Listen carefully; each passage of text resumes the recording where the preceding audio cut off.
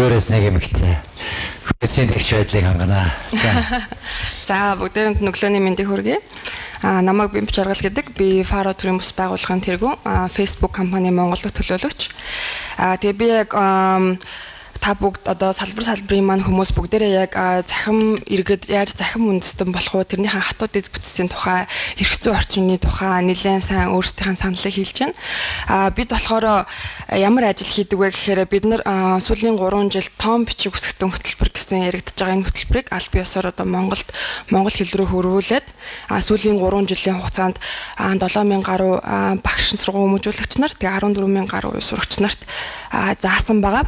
Тэгээд энэ бол зөвхөн нэг төрлийн бус байгууллагын одоо хийсэн ажлын тайлан. Тэгээд бид яг хэдийгээр ингээд дэд бүтц яриад одоо IT яриад ингээд мэдээлэл технологийн салбар эрх зүй гэж ярьж байгаа боловч биднэрт хэрэглэгч буюу одоо англи хэлээр usersтэй яг энэ бидний гаргаж байгаа энэ Mongolia энэ захим одоо үндэстэнд хэрэглэх ёстой технологиудыг хэрэглэж чадах хэрэглэгчийг бий болгох хэрэглэгчийг төлөвшүүлэх боловсруулах гэдэг нь өөр аягүй том хийх ажлуудын нэг.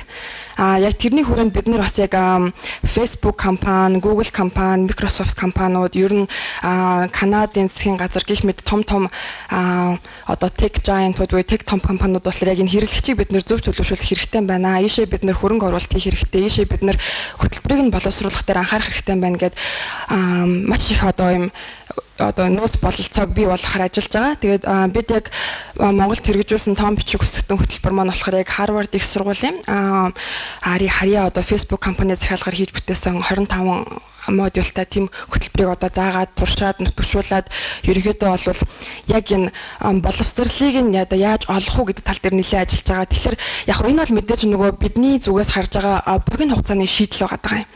Одоо ингээд иргэний нийгмийн байгууллагууд, төрийн бус байгууллагууд ингээд сурагч нарт хичээл зааж байгаа, насан турш хүмүүс эцэг их нарт одоо сургууль хүмүүжүүлэгч нарт хичээл зааж байгаа нь бол мэдээж богино хугацааны шийдэл. Гэхдээ түрүүн Болор Эрдэнэ даргын хийсэнчлэн энэ бол насан туршийн боловсрол байх хэрэгтэй. Ягаад гэвэл бид нар мэдээллийн 900 амьдарч байгаа.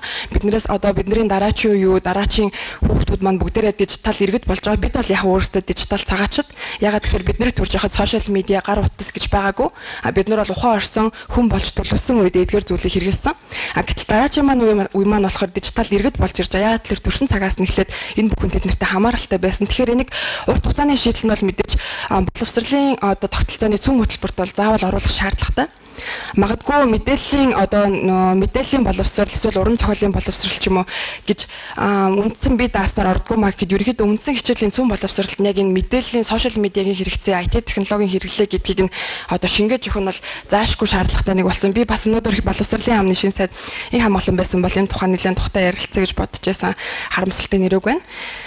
Тэгэхээр бид нар яг хоёр дахь асуудал маань юу вэ гэхээр бид одоо яг Facebook компани төлөөлөгчийн үед бид нар маш их зүйлтэй тулгардаг. Юу вэ гэхээр сошиал медиагийн зөв хэрэглээ, сошиал медиа дээр байгаа хурамч мэдээлэл одоо сошиал медиа дээр одоо хүнд одоо хулигдуулах гэх мэт юм эсвэл ингээд хувийн мэдээлэл алдах гэх мэтчлэн маш их асуудлын тухай ингээд засгийн газраас биднэрт ханддаг. Гэтэл хэрвээ бид нар үнэхээр том бичиг үсгэтэн гэдэг боловсролыг ард иргэдэд олгочих юм бол Facebook жишээлбэл засгийн газраас хүсэж байгаа тэр хүсэлтийг репорт тийм буюу дотроо өөртөө шийддэг асуудалтай байгаа. Одоо жишээлбэл хин нэг репорт явуулахад тэрийг шийдэж өгдөг бүх шийдлүүд нь байгаа. Тэрийг заавал засгийн газараар дамжуулж явах шаардлагагүйгээр шийдэх нөөц бололцоог нь одоо Facebook компани өөрсдөө дэд бүтцэд байдаг. Гэхдээ яг энийг ингэж шийдэх одоо репорт хийх энэ бүх зүйлийг нь одоо нөгөө заах одоо энэ бүх одоо хэрэглээг нутгшуулах тийм дэд бүтц байхгүй, тийм дэмжлэг байхгүйгээр бид нэр ингээд сүүлийн 3 жил ажиллаж эхэллээ. Одоо манай төрийн бус байгууллага бол яг олон улс одоо Германы Deutsche Welle-гийн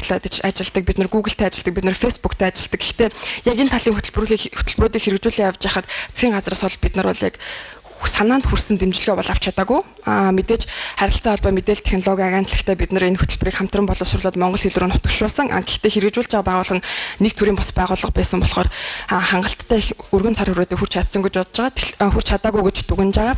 Тийм болохоор яг одоо энэ шинэ засгийн газарт яг энэ иргэдэд боловсруулах энэ одоо ийм төрлийн хөтөлбөрийг боловсруулахад Монгол руу хөрвүүлэхтэй одоо яг Монголд нутгшуулах Монгол хүүхдүүдэд ойлгомжтой болох тал дээр нь дэмжиж ажиллаад энийг бас ингээд тэр өргөн цар хүрээтэй одоо ингээд орон нутгууд руу түгээхэд бас нэлээд ингэж хүч хайж ажиллаж шээ гэж одоо санал тавьж байна.